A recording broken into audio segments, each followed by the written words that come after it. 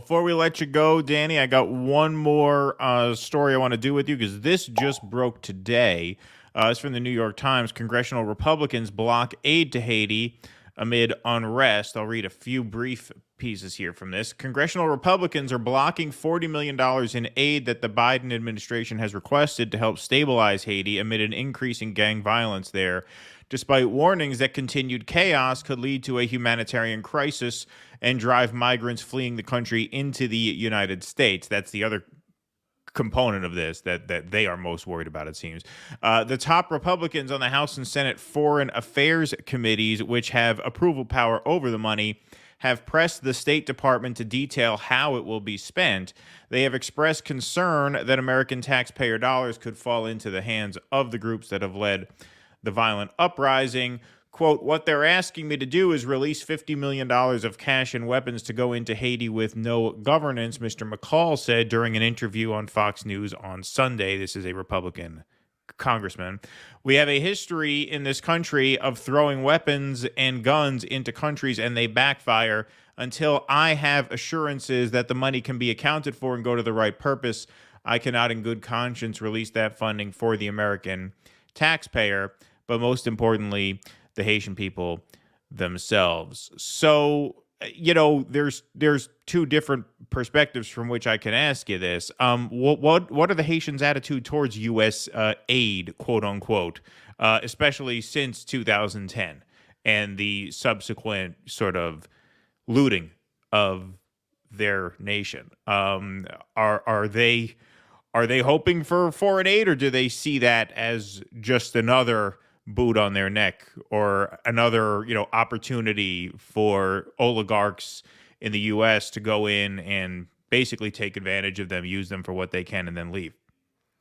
He who lends commands. He who begs obeys.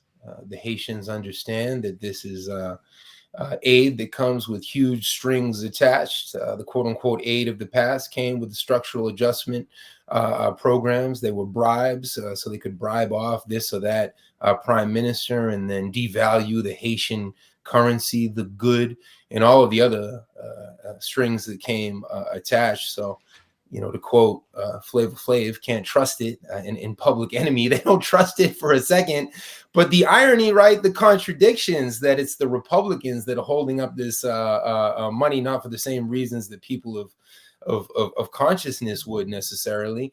But this is the same system that has sent $300 billion for war in Ukraine, Right. for U.S. NATO proxy war on Russia and Russian geopolitical interests with the Ukrainian people trapped in the middle. This is the same Congress that has sent how many billions and billions of dollars for the slaughter of the indigenous people of Palestine. The U.S. is going to do everything to invade. They have this.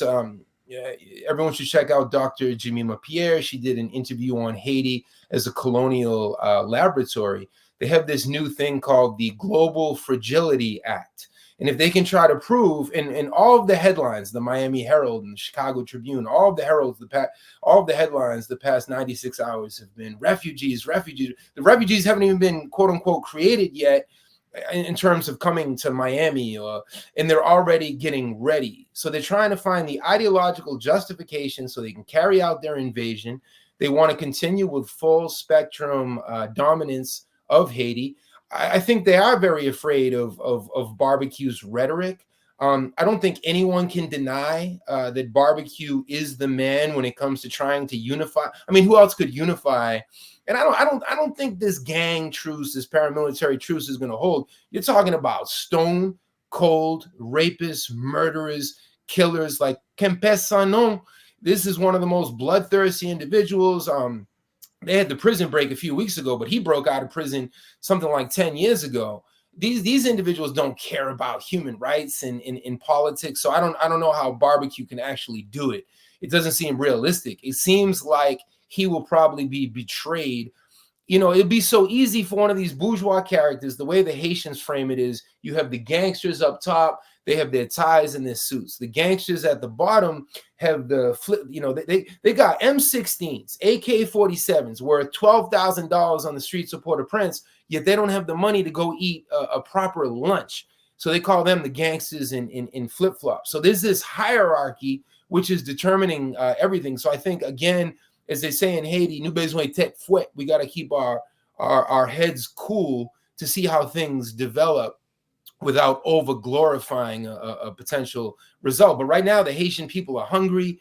Nothing's coming in. They're stuck in their neighborhoods. They're afraid. There's been horrific paramilitary violence, which has displaced how many hundreds of thousands of individuals. So right now, to the extent that we can mobilize ourselves here in grassroots efforts and be in solidarity with Haiti, that's very important. Beautiful. Well, thank you so much for joining us, Danny. Do you want to tell people where they can follow you before we wrap your interview here?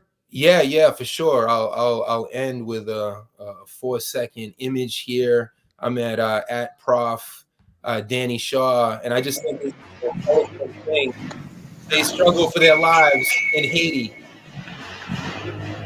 What are they holding up? So I just wanted to end with that, and thank you both for allowing the space, on behalf of Molegaf and different grassroots organizations in Haiti. Thank you.